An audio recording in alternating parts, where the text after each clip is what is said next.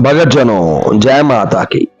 नवरात्रि के 5वें दिन स्कंद माता की विशेष पूजा की जाती है। इस दिन भगत लोग व्रत रखते हैं और मां की आराधना करते हैं। उन्हें सफेद या पीले रंग के वस्त्र पहनना शुभ माना जाता है।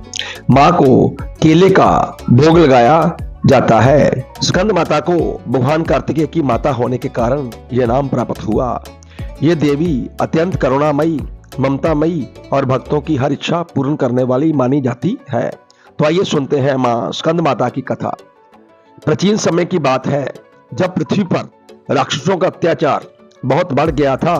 उन राक्षसों में सबसे शक्तिशाली और भयानक था तारकासुर। उसने कठोर तपस्या करके भगवान ब्रह्मा से वरदान प्राप्त किया था कि उसे केवल भगवान शिव के पुत्र द्वारा ही मारा जा सकता है। इस वरदान के कारण वह अत्यंत अहंकारी हो गया और देवताओं तथा मनुष्यों को सताने लगा। तारकासुर के अत्याचारों से दुखी होकर सभी देवता भगवान ब्रह्मा, विष्णु और शिव के पास पहुंचे। देवताओं ने उनसे प्रार्थना की कि वह इस संकट से मुक्ति दिलाएं।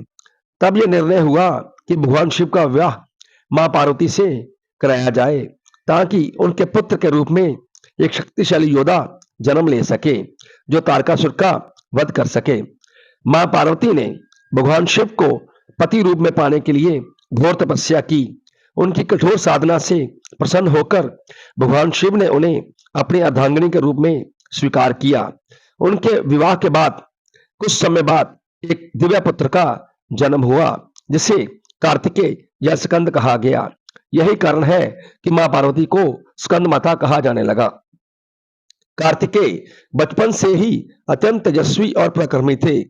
जब वे बड़े हुए तो उन्हें देवताओं की सेना का सेनापति बनाया गया। स्कंद माता अपने पुत्र को अपनी गोद में लेकर उसे शक्ति, साहस और ज्ञान प्रदान करती थी। उनकी ममता और आशीर्वाद के कारण कार्तिकेय ने युद्ध में अद्भुत पराक्रम दिखाया। जब कार्तिकेय ने तारकासुर के विरुद्ध युद्ध किया, तब स्कंद माता ने अपने पुत्र को आशीर्वाद दिया और उसकी रक्षा के लिए सदैव उसके साथ रही।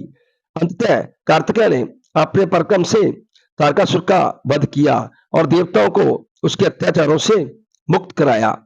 इस विजय के बाद पूरे संसार में आनंद छा गया और स्कंद माता की महिमा का गुणगान होने लगा। स्कंद माता का स्वरूप अत्यंत दिव्य और मनोहर है। वह सिंह पर सवार होती है और अपनी गोद में बाल कार्तिकेय को धारण करती है।